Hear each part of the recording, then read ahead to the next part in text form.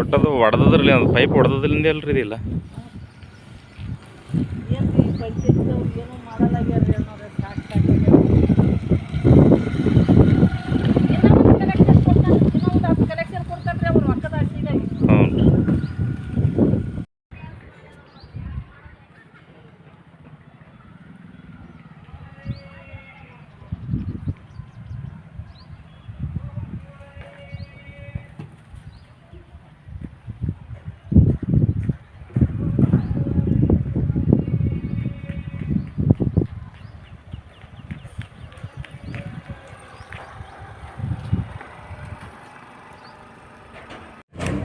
ನಾವಿಲ್ಲಿ ಸಿದ್ದೇಶ್ವರ ಕಾಲನಿ ಮತ್ತು ರಾಮನಗರ ಕಾಲೋನಿಯ ಸಮಸ್ಯೆಗಳ ಬಗ್ಗೆ ಈ ಪಂಚಾಯತಿಗೆ ಕಿವಿ ಇಲ್ಲ ಕಣ್ಣಿಲ್ಲ.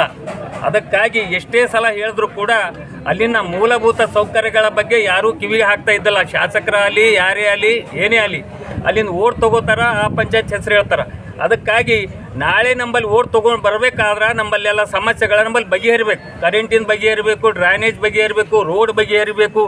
ಅದಕ್ಕಾಗಿ ಈ ಜನರೆಲ್ಲ ಹೆಣ್ಮಕ್ಳೆಲ್ಲ ಕೆಲಸ ಬಿಟ್ಟು ಎಲ್ಲ ಈಗ ಮಳೆಗಾಲದಾಗ ಎಷ್ಟೋ ಹುಡುಗರು ಸ್ಲಿಪ್ಪಾಗಿ ಗಾಡಿ ಬಿದ್ದು ಮಾಡಿ ಭಾಳ ಅನಾಹುತಗಳು ಆಗ್ತಾ ಇದ್ದಾವೆ. ಅದಕ್ಕಾಗಿ ನೀರಿನ ಸಮಸ್ಯೆ ಅಂತೂ ಕೇಳಬೇಡ. ಆ ಏರಿಯಾದ ಹೆಸರೇ ಖರಾಬಾಗ್ಯದ. ಅಲ್ಲಿ ನೀರೇ ಇಲ್ಲ ಅಂತ. ಹೀಗಾಗಿ ಅನಾನುಕೂಲತೆಗಳ ಸಾಗರನೇ ಅಲ್ಲಿ ಅದ. ಅದಕ್ಕಾಗಿ ಇದು ಟ್ರೈಲರ್ ಮಾತ್ರ. ಈಗ ಮುಂದೆ ಉಗ್ರ ಹೋರಾಟ ನಾವು ಮಾಡ್ತೀವಿ. ಅದಕ್ಕಾಗಿ ಶಾಸಕರಾಗಲಿ ಪಂಚಾಯತ್ ಆಡಳಿತಾಧಿಕಾರಿಗಳಾಗಲಿ ಅಲ್ಲಿ ಬಂದು ನಮ್ಮ ಸಮಸ್ಯೆಗಳನ್ನು ಬಗೆಹರಿಸಬೇಕು. ಆಗ ಮುಂದಿನ ಏನೇ ಎಲೆಕ್ಷನ್ದಾಗ ಬಂದಾಗ ನಾವು ಅವ್ರಿಗೆ ಸ್ಪಂದಿಸ್ತೀವಿ. ಇದ್ದಿಲ್ಲ ಅಂತಂದ್ರೆ ನಾವು ಮುಂದೆ ಅವರು ಭಾಳ ಸಮಸ್ಯೆ ಎದುರಿಸ್ಬೇಕಾಗ್ತದೆ. ಅದಕ್ಕಾಗಿ ನಾವು ದಯಮಾಡಿ ಹೇಳ್ತಾ ಇದ್ದೇವೆ ಎಲ್ಲರ ಪರವಾಗಿ. ಹೆಣ್ಮಕ್ಳು ಸಹಿತ ಪಾಪ ಅವ್ರಿಗೆ ಭಾಳ ತ್ರಾಸದ. ಎಲ್ಲಿ ದುಡ್ಲಿಕ್ಕೆ ಹೋಗ್ಬೇಕಾದ್ರೆ ನೀರಿನ ಸಮಸ್ಯೆಯಿಂದ ಹೋಗ್ತಾ ಇಲ್ಲ. ಅದಕ್ಕಾಗಿ ಎಲ್ಲ ಬಡವರು ಶ್ರೀಮಂತರು ಎಲ್ಲ ಜನ ಇದ್ದಾರೆ ಇಲ್ಲಿ. ಯಾವ ಜಾತಿ ಮತ ಭೇದ ಮತ್ತು ಪಕ್ಷದಿಂದ ಬಂದಿಲ್ಲ. ನಾವು ಯಾವ ಪಕ್ಷಕ್ಕೆ ಸಂಬಂಧ ಇಲ್ಲ. ನಮ್ಮ ಮೂಲ ಸೌಕರ್ಯಗಳನ್ನು ಅವ್ರು ಮಾಡಬೇಕಾಗಿ ನಾನು ಈ ಮುಖಾಂತರ ನೀವು ಬಂದಂಥ ನಿಮ್ಮ ಮೀಡಿಯಾ ಕರ್ಮಿ ನೀವು ಕ್ಲಾರಿಫೈ ಮಾಡಿ ಇಲ್ಲಿಲ್ಲ ಅಂದರೆ ನಾನು ತೆಗೆಸ್ಕೊಡ್ತೀನಿ. ನಾನು ಯಾಕಂದರೆ ಚೆಕ್ ಇಲ್ಲದೇನೆ ನಾನು ಮಾತಾಡೋಕ್ಕೆ ಹೋಗಲ್ಲ. ಅಲ್ಲಿ ಚೆಕ್ ಬಂದು ಇಲ್ಲ ಅಂತ ತಿಳ್ಕೊರಿ, ನಾನು ಅದಕ್ಕೆ ನಾನು ರೆಡಿ ಇದ್ದೀನಿ. ನಾನು ಆ ಡಾಕ್ಯುಮೆಂಟ್ಸ್ ಮೇಲೆ ಮಾತಿನ ಅರ್ಥ ಇಲ್ಲಿ ಹಗರಣ ಆಗಿದೆ ಅಂತ 101%. ಎಕ್ಸಾಂಪಲ್ ಹೇಳ್ತೀನಿ ನಾನು ನಿಮಗೆ. 2024-25ರಲ್ಲಿ ನಿಮಗಿರ್ತಕ್ಕಂಥದ್ದು 50 ಲಕ್ಷದ ಎಸ್ಟಿಮೇಟ್ ಇದೆ. ನಿಮ್ಮ ಕರ ವಸೂಲಿಯಲ್ಲಿ ಹೇಳ್ತಾ ಇದ್ದೀನಿ ನಾನು. 50 ಲಕ್ಷದ ಎಸ್ಟಿಮೇಟ್ ಇದೆ. ನಿಮ್ಮ ಖರ್ಚು ಎಷ್ಟಿದೆ? 1,20,00,000 ಇದೆ.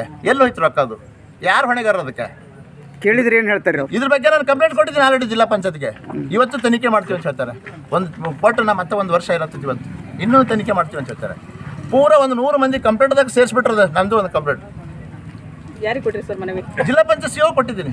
ಇವತ್ತು ಅಲ್ಲೇ ತನಿಖೆ ಅಂತ ಕೇಳಿದ್ರೆ ಅವ್ರು ಹೇಳ್ತಾರೆ ಒಬ್ಬ ಯಾರಿಗೂ ಪ್ರಕಾಶ್ ರಾಠೋಡನ್ ಅವ್ರ ನೇಮಕ ಮಾಡೀವಿ, ಅವ್ರು ನಿಮ್ಮ ತನಿಖೆ ಮಾಡ್ತಾರಂತ. ಇವತ್ತಿಗೂ ಬಂದಿಲ್ಲ ಮನುಷ್ಯ. ನಾನು ಅವನಿಗೂ ಕೂಡ 4 ಸಲ ಮಾತಾಡಿದ್ದೀನಿ, ಇವತ್ತಿಗೂ ಬಂದಿಲ್ಲ. ಅದು ನಿಮಗೆ ಅಕೌಂಟ್ ನೀವು ನೋಡ್ರಿ. ಆಮೇಲೆ ಇನ್ನೊಂದು ರೂಲ್ ಏನಾದ್ರು ಗೊತ್ತಾ? ನೀವು 50 ಲಕ್ಷಕ್ಕಿಂತ ನೀವು ಎಕ್ಷನ್ ಪೇನ್ ಅಪ್ರೂವ್ ತೊಗೊಳ್ಬೇಕಾದ್ರೆ ಜಿಲ್ಲಾ ಪಂಚಾಯತ್ ತೊಗೊಳ್ಬೇಕು ನೀವು. ಇವ್ರಿಗೆ ಇಲ್ಲದ ಅದು ಪರ್ಮಿಷನ್ ಇಲ್ಲ. ಇವರು 1,20,00,000 ಎಕ್ಸ್ಪೆಂಡಿಚರ್ ಮಾಡ್ತಾರೆ.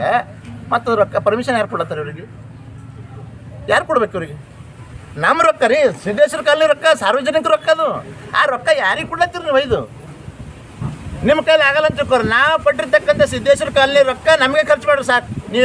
ನೀವು ಮಾಡೋದು ಅವಶ್ಯಕತೆ ಇಲ್ಲ. ಬಗ್ಗೆ ಇದ್ರ ಬಗ್ಗೆ ಶಾಸಕರಿಗೆ ಏನಾದರೂ ಗಮನಕ್ಕೆ ಅದ ಸರ್? ಇಲ್ಲ, ನಾವು ಶಾಸಕರಿಗೆ ಎಲ್ಲರೂ ಹೋಗಿ ಹೇಳಿದ್ದಾರೆ. ಬಟ್ ನಾನು ಹೇಳಿಲ್ಲ. ಇದು ಸಿದ್ದೇಶ್ವರ ಕಾಲನಿ ಜನಸಂಖ್ಯೆ ಹೋಗಿ ಹೇಳಿದ್ದಾರೆ. ಬಟ್ ಈ ರೀತಿ 2024-25 ಕೂಡ ಈ ರೀತಿ ಹಗರಣಾಗಿದೆ. ಮತ್ತು 25-26 ಕೂಡ ಇದನ್ನಾಗಿದೆ. ಇವ್ರ ಮೇಲೆ ಅಡಿಟನೇ ಇಲ್ಲ. ಈಗ ಅಡಿಟ್ ಮಾಡ್ತಾರೆ, ಪಂಚಾಯತಿ ಮಾಡ್ತಾರೆ, ಅಲ್ಲಿ ಜಿಲ್ಲಾ ಪಂಚಾಯತ್ ಮಾಡ್ತಾರೆ. ಒಂದಕ್ಕೊಂದು ಟ್ಯಾಲಿನೇ ಆಗಲ್ಲ ಅದು. ನಿಮ್ಮ ಆಗ್ರಹ ಏನದು ಸರ್? ನಮಗೇನಿಲ್ಲ. ಮೊದಲು ಫಸ್ಟ್ ಈ ಪಿ ಡಿ ಒ ಮೇಡಮ್ ಅವರನ್ನು ಇಲ್ಲಿಂದ ತೆಗಿಬೇಕು. ಬೇರೆದೇನಿಲ್ಲ. ಈ ಪಿ ಡಿ ಒ ಮೇಡಮ್ ಅವರನ್ನು ಇಲ್ಲಿಂದ ನೀವು ಬೇರೆ ಕಡೆ ವರ್ಗಾವಣೆ ಮಾಡಿರಿ. ನಿಮಗೆ ಅವರು ತಪ್ಪಿಸ್ಕೊಂಡ್ರೆ ಅವರ ಅಮಾನತ್ತು ಮಾಡಿರಿ. ನಿಮಗೆ ತಪ್ಪಿಸ್ಕೊಂಡಿಲ್ಲ, ನೀವು ವರ್ಗಾವಣೆ ಮಾಡ್ಕೊಡ್ರಿ. ನನ್ನ ಲೆಕ್ಕದಾಗಂತೂ 101% ತಪ್ಪಿಸ್ತಾರೆ. ಇವ್ರು ತನಿಖೆ ನೀವು ಮಾಡಿರಿ. ಮೊದಲ 24-25-26 ಅಕೌಂಟ್ ಚೆಕ್ ಮಾಡಿರಿ ಖಾಲಿ. ಇವ್ರು 100% ಸಸ್ಪೆಂಡ್ ಆಗ್ತಾರೆ. ಸರ್, ನನ್ನ ಹೆಸರು ಡಾಕ್ಟರ್ ಪ್ರಕಾಶ್ ಹಾಗರ್ಗೆ ಅಂತ. ಈಗಾಗಲೇ ಅಲ್ಲಿ ಮೂಲಭೂತ ಸೌಕರ್ಯಗಳೇನಪ್ಪ ಅಂತಂದರೆ ಕುಡಿಯುವ ನೀರಿನ ಸಮಸ್ಯೆ. ನಮಗೆ ಶುದ್ಧ ನೀರಿನ ವ್ಯವಸ್ಥೆ ಮಾಡಿಕೊಡ್ಬೇಕು ಮೊದಲನೇ ಮಾತು. ಆಮೇಲೆ ಒಂದು CC ರೋಡ್ ಇಲ್ಲ, ಒಂದು ನಾಲಿ ಇಲ್ಲ. ಈಗ ಸದ್ಯಕ್ಕೆ ನಾವು ಮಳೆಗಾಲದಾಗ ಮಕ್ಕಳಿಗೆ ಶಾಲೆಗೆ ಕಳಿಸ್ಬೇಕಾದ್ರೂ ಕೂಡ ಕೆಸರಾಗಿ ಹೋಗಿ ಕೆಸರಾಗೆ ಬರಬೇಕು. ಆಮೇಲೆ ವ್ಯವಸ್ಥೆನೇ ಇಲ್ಲ ರೀ ಮೇಲಾಗಿ. ಈಗ ಮಳೆ ಬರ್ಲಾಗತ್ತದ ರೀ, ಮ್ಯಾಗ ಮಳೆ ಬಂದರೆ ಬುಡಕ್ಕೆ ಹೋಗ್ಬೇಕಾದ್ರೆ ಏನೋ ಕೆಲವೊಂದು ವಿಷಕಾರಿ ಸರ್ಪಗಳನ್ನು ಬೀಳ್ತಾ ಇರ್ತಾವೆ. ಅವು ಯಾವಾಗ ಹೆಂಗೆ ಬೀಳ್ತಾವೆ ಗೊತ್ತಾಗಲ್ಲ. ಅವ್ರದ್ದೆಲ್ಲ ದಾಟಿ ಕೇಸಿಂದ ಹೋಗ್ಬೇಕು ನಾವೆಲ್ಲ. ಈಗ ನಾವು ರೋಡಿಗೆ ಎಲ್ಲರ ಸಲುವಾಗಿ ಲಾಸ್ಟ್ ಕೊನೆ ಹಂತಕ್ಕೆ ಕೆಲವೊಂದು ಕಡೆಗೆ ಸಿ ರೋಡ್ ಅರ್ಧಕ್ಕೆ ಕಟ್ಟಾಗಿದೆ ರೀ. ಆ ರೋಡಿನಿಂದ ಆ ಕಡೆ ಹೋಗ್ಬೇಕೈತಪ್ಪ ಅಂತಂದ್ರೆ ನಾವು ಗಾಡಿಗಳೆಲ್ಲ ಮೇನ್ ರೋಡಿಗೆ ಅಲ್ಲೇ ಹಚ್ಚಿ ನಮ್ಮ ಮನೆಗಳಿಗೆ ಹೋಗ್ಬೇಕು, ಚಪ್ಪಲ್ಗಳು ಕೈ ಹಿಡ್ಕೊಂಡು ಹೋಗ್ಬೇಕು. ಹೀಗಾಗಿ ಮೂಲ ಸೌಕರ್ಯಗಳಿಂದ ರಾಮದೇವ್ ನಗರ ಆಗಲಿ ಅಥವಾ ನಮ್ಮ ಸಿದ್ದೇಶ್ವರ ಕಾಲನಿ ಆಗಲಿ, ಇವು ಎಲ್ಲ ರೀತಿಯಲ್ಲಿ ಅನಾನುಕೂಲತೆಯಿಂದ ಅಲ್ಲಿ ಮಂದಿ ಜೀವನ ಸಾಗಿಸ್ತಾ ಇದ್ದಾರೆ.